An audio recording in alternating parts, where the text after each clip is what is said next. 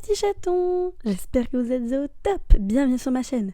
Ça fait quelques semaines que j'ai sorti ma première vidéo sur LGDC. Et bien qu'elle soit un peu banale, elle vous a quand même beaucoup plu. On est arrivé aux 60 vues je crois, en 2 semaines, c'est énorme comparé à ce qui se passe d'habitude sur ma chaîne. Petite rectification, désolé si le son est très mauvais, c'est parce que j'enregistre sans aucun micro. En fait on est passé aux 100 vues, c'est vraiment énorme, merci à tous. J'ai même gagné 3 abonnés grâce à cette vidéo. Bon, peut-être que pour certains d'entre vous, c'est vraiment rien du tout, mais vu le peu d'abonnés que j'ai, c'est vraiment énormément pour moi. J'enchaîne donc avec une deuxième vidéo sur la guerre des clans, cette fois sur une théorie. Enfin, plus une spéculation, mais qui pourrait marcher. En tout cas, mes arguments sont assez solides. Pas d'alerte spoiler cette fois-ci, mais je vous conseille quand même d'avoir lu La prophétie de Toile Bleue et le cycle 1, où vous risquez d'être un peu perdu. Sans plus attendre, voici ma théorie. Pour moi, Étoile Bleue aurait un demi-frère ou une demi-sœur. Du calme, laissez-moi m'expliquer. Avant toute chose, je vous propose de regarder ensemble ce que nous savons sur la famille d'Étoile Bleue. Sa sœur est Pelage de Neige, son père Plume de Tempête et sa mère Fleur de Lune. Plume d'Oie, le guérisseur du clan du Tonnerre à cette époque, est son oncle maternel.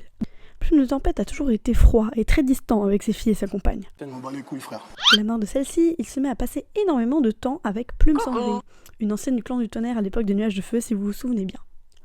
Même si leur union n'est pas officielle, tout le clan a vite commencé à les considérer comme un couple. Si Lune Bleue en parle parfois dans la prophétie d'Étoile Bleue, elle n'y prête pas vraiment attention. Mais un passage de ce livre m'a vraiment marqué.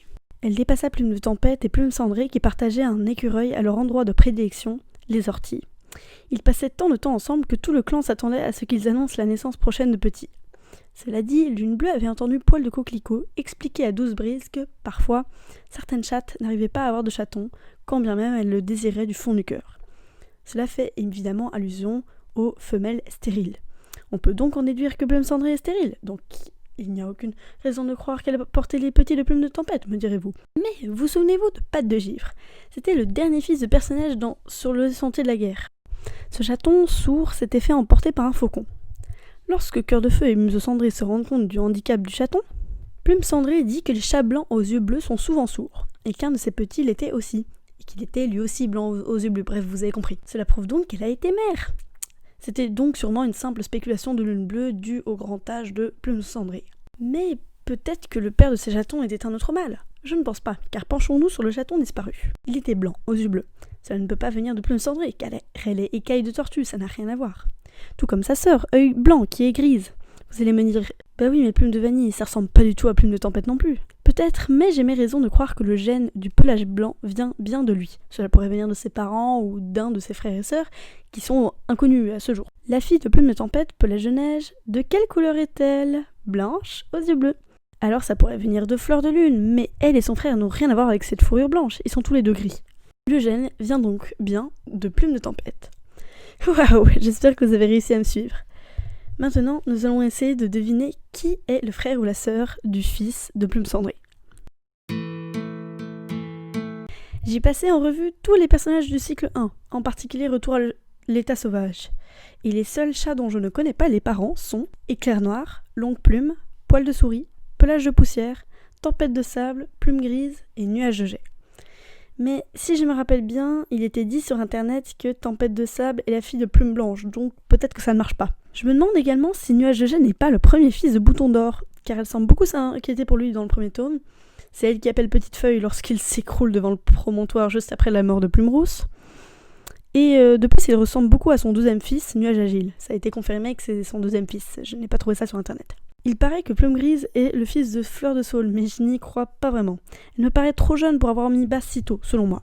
Mais alors, qui est-ce que je soupçonne être les frères du chaton disparu? J'y viens.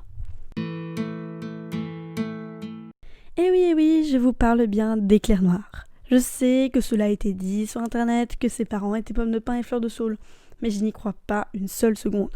La différence d'âge entre Pomme de Pin et Fleur de Saule est bien trop grande, et Fleur de Saule annonce la future naissance de Petite Pluie, Boule de Suie et Petite Châtaigne comme si c'était sa première portée.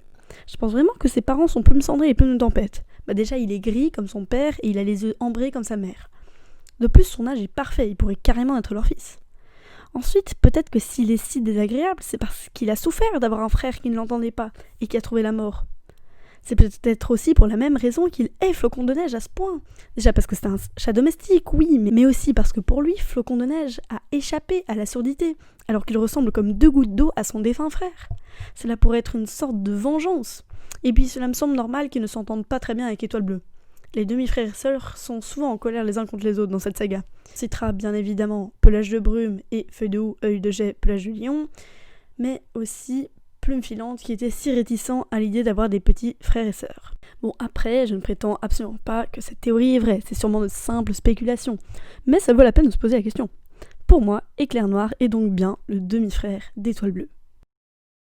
Merci d'avoir regardé cette vidéo, j'espère qu'elle vous aura plu. Si c'est le cas, n'hésitez pas à lâcher un petit pouce bleu et à vous abonner pour nous soutenir, ça me ferait extrêmement plaisir. Je voulais aussi m'excuser pour l'attente concernant cette vidéo. En fait, mon matériel a dû se faire réparer, donc ça m'a pas mal ralenti. Concernant les prochaines vidéos, je pourrais faire un petit top de mes héros LGDC préférés.